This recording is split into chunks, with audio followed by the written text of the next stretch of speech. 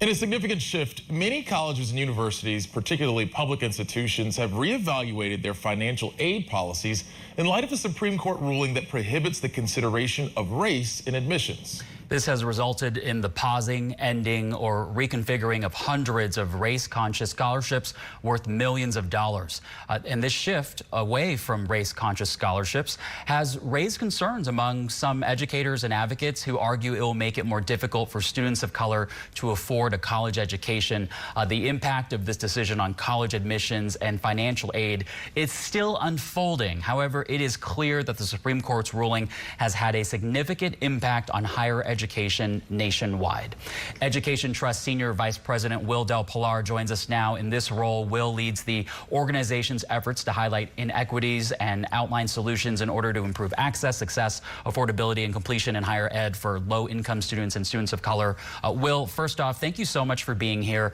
A lot of people are asking and very concerned as to how this will impact current and incoming students. Expand on that for us.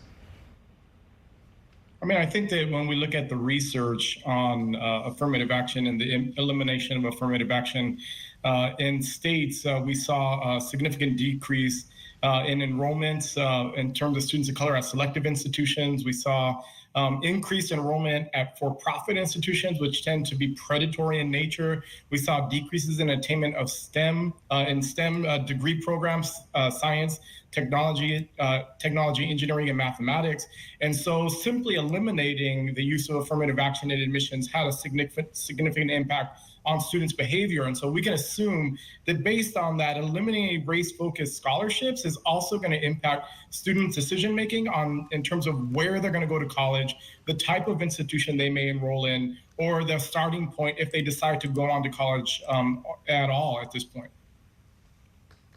Well, how much money do these schools stand to lose or gain from donors due to complying with the SCOTUS ban?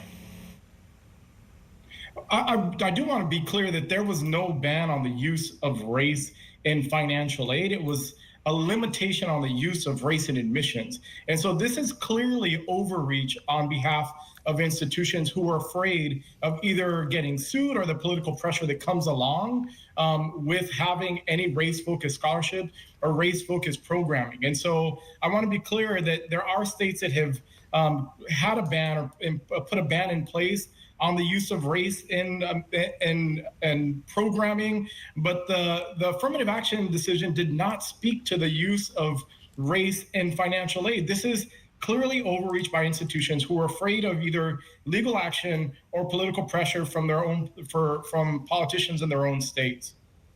Well, there's obviously talk about pushing back on this movement, pushing back on anti-affirmative action. What are you hearing from folks in your sphere in terms of what folks plan to do next? I think it's clear that we really need to have a clear messaging on the impact that the elimination of these type of policies have on the enrollment, on the attainment of low-income students and students of color specifically. And so I do think we need to continue to, in states that have banned the use of race in a lot of different things like Texas and Florida have, we need to look at the data to see, is that impacting student decision-making? Are students choosing to leave the state? Are faculty choosing to leave the state as a result of these bans in terms of the use of race in either financial aid, the use of race in admissions, the elimination of programming, all the ways that they've been attacking the very programs and supports that students of color need in terms of diversity, equity, inclusion, in terms of feeling comfortable on a college campus. So I do think, number one, we need to produce research.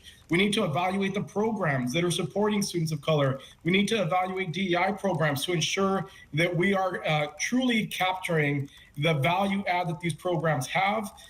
And so in states that you still can do these things, I would really push folks to think about how we evaluate and create evidence on the benefit and the value of these programs. And states where they already have been eliminated, I think we really need to think about how we replace what was lost with the next thing in terms of supporting low-income students and students of color. So if you can't have a race-focused scholarship, maybe we need to be looking at unmet financial need in terms of really reaching and helping students finance their education.